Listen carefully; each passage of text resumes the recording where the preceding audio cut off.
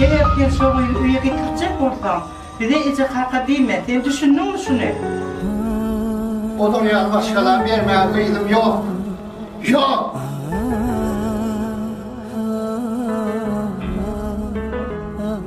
Hey, alsınlar şirin canım, boy bağlasınlar yüren yolum. Sonra da yüreğimde sen adın, onu hedirem ömrümdün sen madın. Güllerim ağlayara, kanlı yaşlarım dinmeyara, seni benden ayırdılara, yalnızlık horlaya. Sevgimi tattılara, beni bolsa yaptılara, toy günüm deyip ayttılara, beni sinsi oydular. Kara güllerim ağlayara, kanlı yaşlarım dinmeyara, seni benden ayırdılara, yalnızlık horlaya.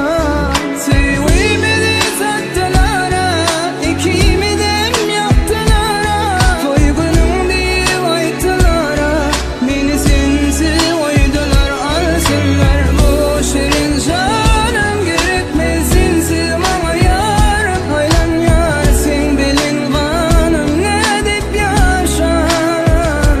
Kösep kösep kıynasalar, boynuma hançer koysalar, son kıy sözüm ayıp deyseler, sen deyiverer.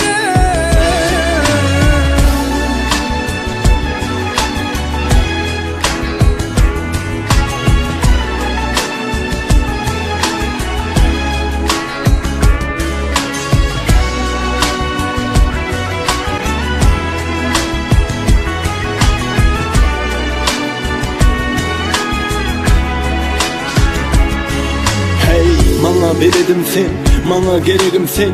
Mene geçmezdim, neme deyseler min soğuk demim sen adın diye çıkar menden. Yeter minnem yat bolup sevgin ellen, gözüm yumsamam sen. Çetedin sana men yine de kalıp izin izlacağım, unuttun birden. Ummaney pikirlem barısı sen hakta, enne mani yok geleceğimizi oylanmakta. Özüme yanmak üçün doğulan dey göryen, ayırsalarım seni ey göryen. Gözüm açıp seni gördüm, bütün ömrümü verdim. Canım bilen sevdim, yaptılar yüreğim. Gözlerime bakmama, taşlamavan beni kalmama, diyen sözlerim yatlama.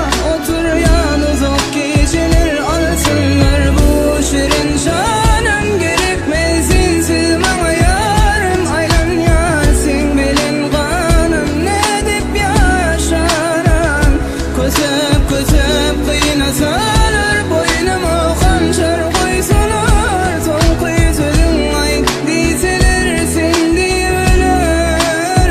Alsınlar bu şirin canım, gerekmez sinsiz bana yarım.